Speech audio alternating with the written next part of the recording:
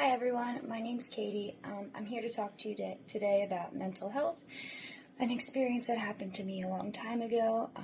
I received a phone call when my child was around the age of 12. Their mother was frantic.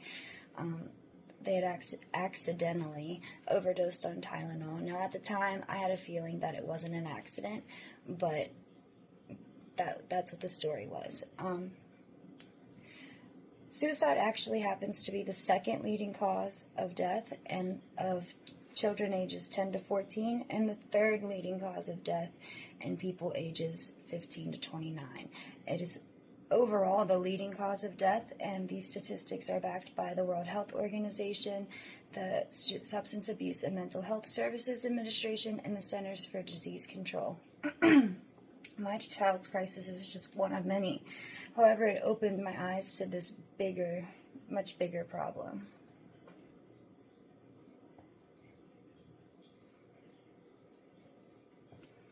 An important part of this problem is men's health, because 1 in 10 men have problems with depression and anxiety. However, only half of those men seek treatment for it. Now, it is recognized by the APA, the Anxiety and ADA, the Anxiety and Depression Association of America, that women also have depression, but they're much more likely to seek help for it than men are. And I got to thinking, why is this? And it became very clear to me quickly. It's the stigma. Men have been seen for a long time in this negative, in a stereotypical way that fosters a negative dialogue about them. They're meant to be masculine, and having feelings and being vulnerable has been commonly seen as a sign of weakness.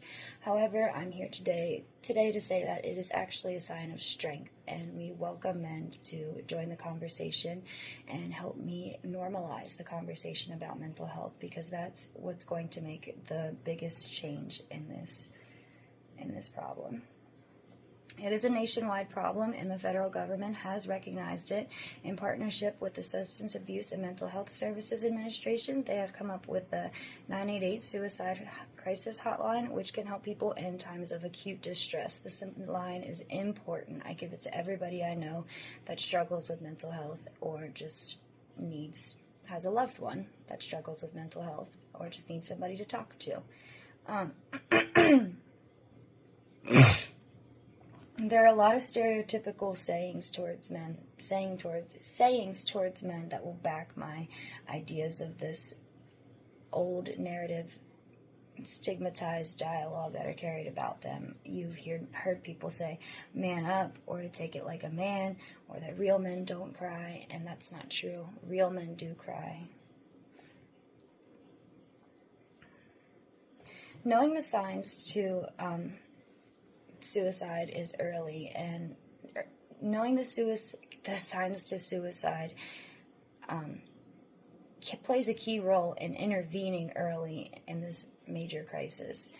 Some of the signs that are common are isolation, sleeping habits changing, eating habits changing, patterns that don't go regularly with their normal behavioral patterns, like they might be having sudden outbursts or become irritated easily.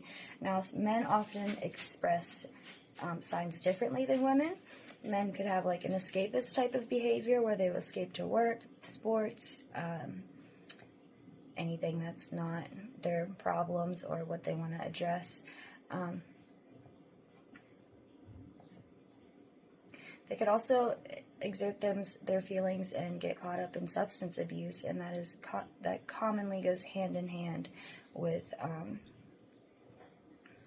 suicide. And substance abuse can be more than just drugs. It can be anything: video games, sports, alcohol, cigarettes, coffee, shopping. It's a numerous list of things.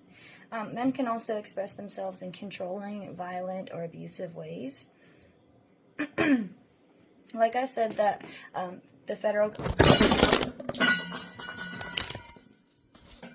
Well, I'll just finish that up down here.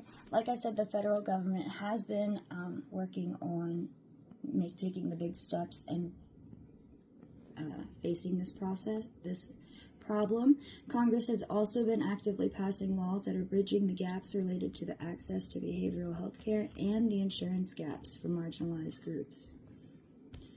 So what I'm asking from you today is to just open up, normalize the conversation about mental health, and talk to somebody that you love and see if they're struggling or if they need any healthy ways of coping. Thank you. Have a good day.